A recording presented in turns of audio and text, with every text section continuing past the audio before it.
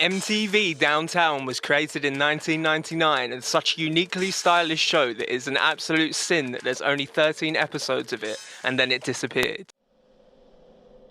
But thanks to internet historians, they're available on most public streaming services, most importantly, YouTube. Right, I had begun to write the script but was naming the characters without explaining who they are. So for viewers with no knowledge of the show, I have made this high quality presentation to catch you up. Alex is smart, skeptical and intentionally unhip, but can't seem to overcome his self-conscious nature. His shyness and lack of confidence keep him from getting what he wants. Jen is Alex's best friend. She faces life with an offbeat, self-deprecating sense of humor. Although she wants acceptance and love, she is not willing to jump over hoops for it. She sees herself as one of the guys. Chaka is Alex's sister and polar opposite. She is confident and an extrovert motormouth, looking for fun at all times.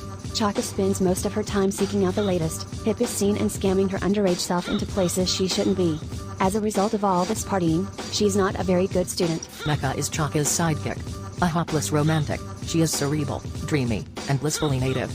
In the search for true love, Mecca often ignores common sense. Fruity is a slave to his hormones. He is always on the hunt for chicks, and is not very picky. An obvious horn dog. Girls see him coming from a mile away.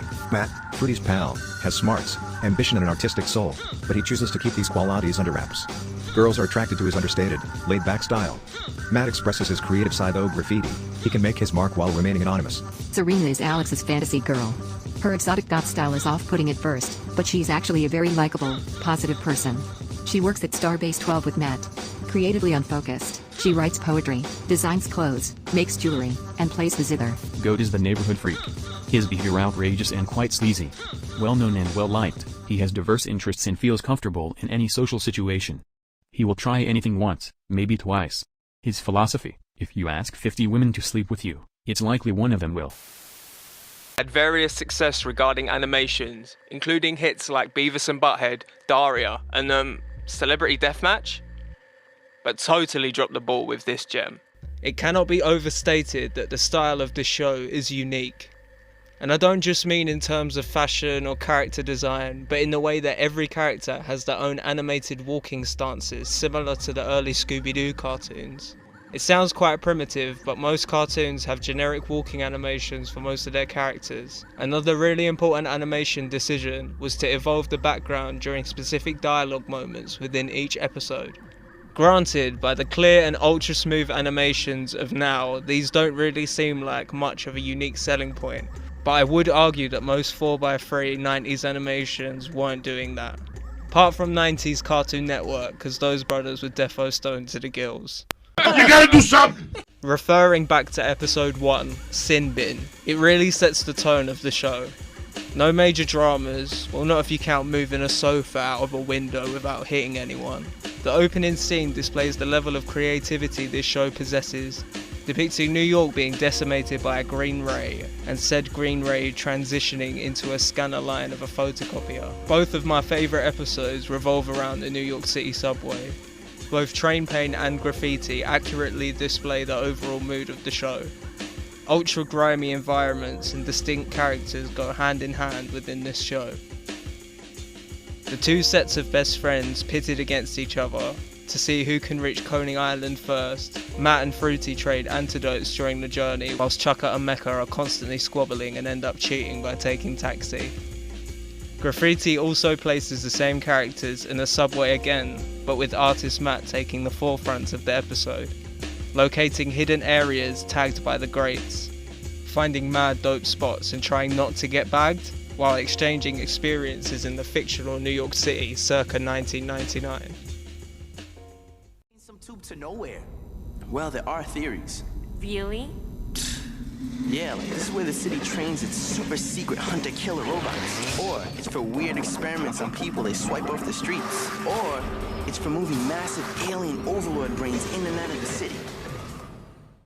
This show is definitely a product of its time, but I think that's why we love it. I say we because there's a resurgence of this show in the last few years, and it's mad. An iceberg, t-shirts, fan art, and a prevalent comment section. I had done a video on one season animations, and the comment sections were flooded with love and appreciation for this show specifically. and a few telling me to watch Undergrads, and I will get onto it eventually. And if I know a downtown comments section, I know there's always someone trying to locate a specific song used in one episode. There's an OST online, but I think we can agree that it doesn't include everything. There's a few YouTube and Spotify playlists too, with hundreds of songs, some I'm pretty sure weren't actually even in the show. I've sifted through most of these songs in search for one song that is used in almost every episode, but is not on the OST or in these playlists.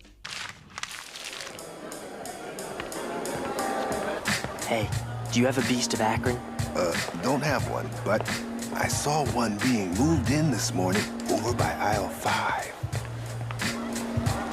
Oh, look, you're right on time, man. Hour late. Fruity time, right? I'm sorry, B, but I ran into some females and you know. Fruity! Finally, I get to take my break. This simple ass loop of pure vibes. Where is it? Where is it? Back to some notable episodes. The Con features The Undertaker absolutely obliterating 90s stereotypes of anime weebs. That's good, y'all.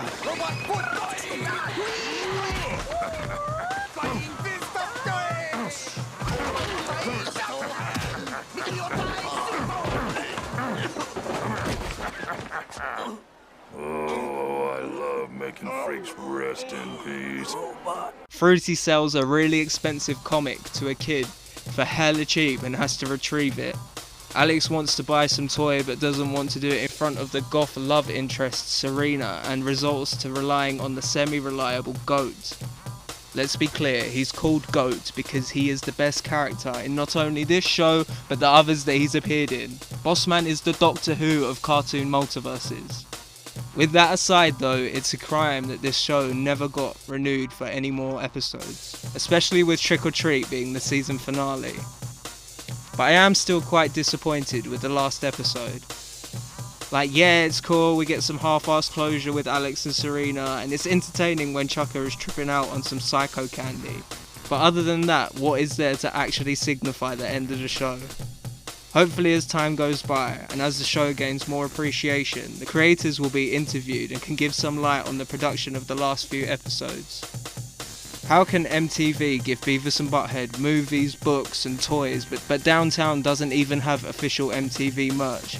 Hell, they gave Celebrity Deathmatch's original run 4 seasons, as in first run. This show got a remake as well as 2 Hellspawn infested video games. If you want to beat people up as Busta Rhymes, just play Def Jam. Hey, yo, I'm built to smash you, partner. And I'm gonna break your goddamn neck.